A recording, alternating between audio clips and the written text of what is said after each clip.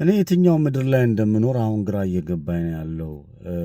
እኔ ሶሻል ሚዲያ እና የምድሩን ያው መረጃዎች ከሶሻል ሚዲያ ላይ ነው የምንሰበስበው። ሶሻል ሚዲያ ላይ ያሉትም ሰዎች ናቸው፣ ምድር ላይ ያሉትም ወንድሞቻችን ሰዎች ናቸው።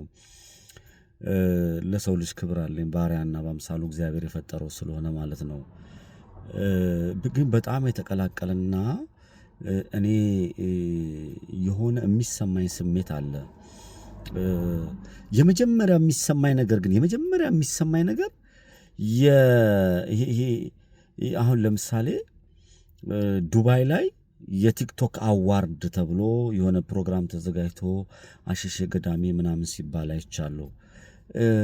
አሁን ደግሞ ምድር ላይ ወርዶ የሶሻል ሚዲያ 2.4 ሚሊዮን ተከታይ ያላቸው ምናምን አዋርድ ምናምን ተብሎ ደግሞ ሲሰጣጡ አይቻለሁ። ለሰው ልጅ ዕውቅና መስጠት ምናምን ለሚሰራ ማበረታታት ዛት ፋይን፣ ችግር የለብኝም። እኔ መልካም ለሚያደርግ በርታ ይዞ ሲባል ደስ ነው የሚለኝ።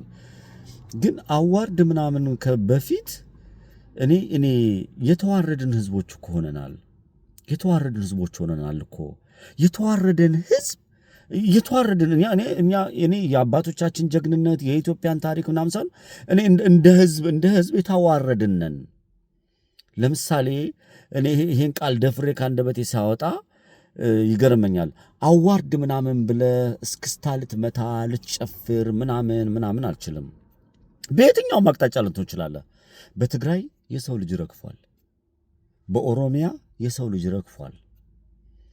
በጋምቤላ በቤንሻንጉል በተለያየ ቦታ የሰው ልጅ እየረገፈ ነው። አዲስ አበባ ላይ የሰው ልጅ በማንነቱ ተመርጦ ተሰዷል። አማራ ክልል ላይ ከፍተኛ ጦርነት የተደረገ ነው። የሰው ልጅ በድሮን የተቀጠቀጠ ነው። ከመከላከያ እየሄደ ይረግፍልሃል። ከዚህ ውሃ አይደለም የሚተኮሰው፣ ከዛም ጥይት ነው የሚተኮሰው። የሰው ልጅ እያለቀ ነው። አማራ ክልል ወደ ትምህርት ቤት ተማሪዎች አልሄዱም። የሆስፒታል ነገር በሙሉ ቆሟል። በቤተ ክርስቲያን ስታየው፣ በቤተ ክርስቲያንና በመስጊድ ስታየው፣ በፕሮቴስታንት እምነት ስታየው እያንዳንዱ አጭበርባሪና ወንበዴ የተሰማራበት በሶሻል ሚዲያ ምድር ላይ ያለውም እያወናበደ የሚኖር ነው።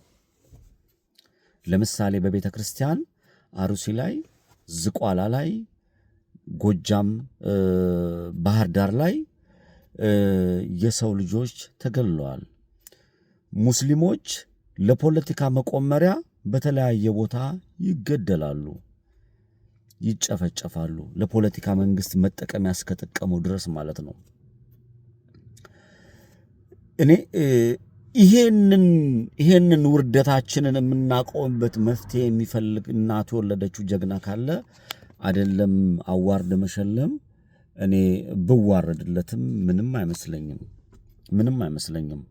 አፈቀላጤዎች አፋቸውን የሚያሾሉ ብልጠት የሚጠቀሙ ሶሻል ሚዲያ ላይ ቁጭ ብለው ገንዘብ የሚለቃቅሙ የኔ ቢጤ ለማኝ የሆንበት ዘመን ብትመለከትልኝ አሁን ነው። ኢኮኖሚካሊ ወርዷል። ሶሻል ሚዲያ ላይ አንድ ኮፍያ፣ አንድ ጫማ፣ አንድ አንበሳ ምናምን ቂጣቸው ምናምን ከሰውነት ተርታ ያወጣንበት ጊዜ አሁን ነው። ከዚህ ጊዜ በላይ ሌላ የምናየበት ነገር የለም።